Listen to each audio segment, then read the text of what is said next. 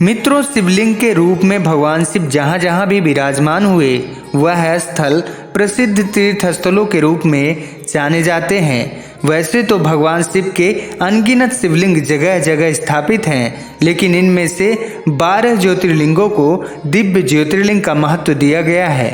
भगवान शिव के इन्हीं 12 ज्योतिर्लिंगों में से एक है श्री घुश्मेश्वर ज्योतिर्लिंग। श्री घुश्मेश्वर ज्योतिर्लिंग को घृष्णेश्वर ज्योतिर्लिंग के नाम से भी जाना जाता है। श्री घृष्णेश्वर महादेव ज्योतिर्लिंग भगवान शिव के 12 ज्योतिर्लिंग श्री सोमनाथ, श्री मल्लिकार्जुन, श्री महाकालेश्वर, श्री ओमकारेश्वर ममलेश्वर, श्री केदारनाथ, श्री भीमाशंकर, श्री काशी विश्वनाथ, श्री त्र्यंबकेश्वर, श्री वैद्यनाथ, श्री नागेश्वर, श्री रामेश्वरम ज्योतिर्लिंग के बाद भगवान शिव के आखिरी ज्योतिर्लिंग को ही श्री घुश्मेश्वर ज्योतिर्लिंग कहा जाता है। मित्रों, भगवान शिव के श्री घृष्णेश्वर ज्योतिर्लिंग के दर्शन और श्रद्धा भाव पूजन से समस्त कष्टों का क्षय होता है और पुत्र प्राप्ति की मनोकामना पूर्ण होती है। मित्रों, श्री घुश्मेश्वर ज्योतिर्लिंग के विषय में शिव पुराण एवं अन्य हिंदू महाकाव्यों में यह कथा वर्णित है। दक्षिण दिशा में देवगिरी पर्वत के पास सुधर्मा नामक ब्राह्मण निवास करता था। वह बहुत ही बड़ा शिव भक्त था और प्रतिदिन शिव भगवान की विधि विधान से पूजा किया करता था। सुधर्मा की पत्नी का नाम सुदेहा था। दोनों पति पत्नी खुशी से अपना जीवन यापन कर रहे थे, लेकिन एक बात का दुख था कि उनकी कोई संतान नहीं थी। इसी बात को लेकर सुदेहा एक बार दुख से व्याकुल हो उठी और सुधर्मा से बोली कि इस पृथ्वी का नियम है कि वंश आगे संतान से ही चलता है, लेकिन हमारी कोई भी संतान नहीं है।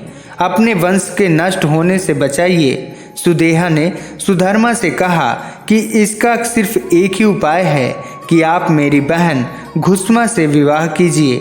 इस बात को सुनकर सुधर्मा ने सुदेहा से कहा कि इस विवाह से सबसे बड़ा कष्ट तुम ही को होगा, लेकिन अपनी जिद से सुदेहा ने अपनी बहन का विवाह अपने पति सुधर्मा से करा दिया। अपनी बड़ी बहन सुदेहा के कहे अनुसार घुश्मा प्रतिदिन 100 पार्थिव शिवलिंग बनाकर विधि विधान से पूजा किया करती थी और उन शिवलिंगों का विसर्जन तालाब में किया करती थी। तब शिवजी की कृपा से घुश्मा को एक पुत्र रत्न की प्राप्ति हुई। घुश्मा का सम्मान बढ़ गया और सुदेहा के मन में अपनी छोटी बहन घुश्मा के लिए ईर्ष्या उत्पन्न होने लगी। वह पुत्र बड़ा हुआ और उसके विवाह की बारी आ गई। घुश्मा के बालक का विवाह बड़ी धूमधाम के साथ संपन्न हुआ।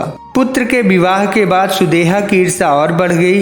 इसी कारण से सुदेहा ने उस सोते हुए पुत्र की हत्या कर उसी तालाब में फेंक दिया जहां घुश्मा शिवलिंग का विसर्जन किया करती थी। लेकिन घुश्मा इस संकट से दुखी नहीं हुई और वह भगवान शिव के ध्यान में मग्न हो गई।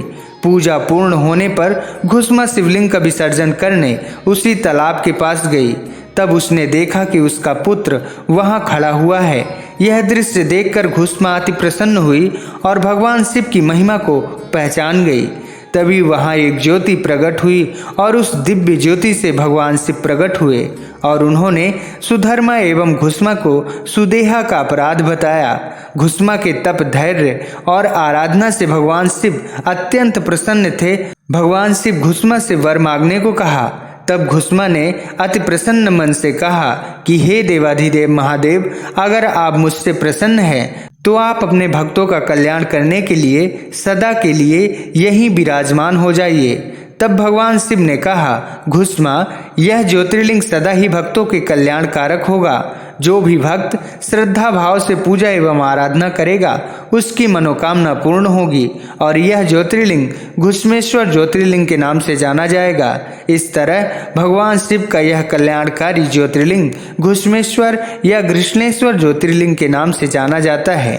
भगवान शिव का यह ज्योतिर्लिंग महाराष्ट्र के औरंगाबाद के समीप स्थित है। तो मित्रों, भगवान शिव के 12 ज्योतिर्लिंग की कथा में श्री घृष्णेश्वर ज्योतिर्लिंग के साथ ही 12 ज्योतिर्लिंग की कथा पूर्ण हुई। भगवान शिव का आशीर्वाद आप समस्त भक्तगणों पर सदा बना रहे। भगवान शिव आप सबकी समस्त मनोकामना पूर्ण करें। हर हर महादेव। ओम नमः शिवाय।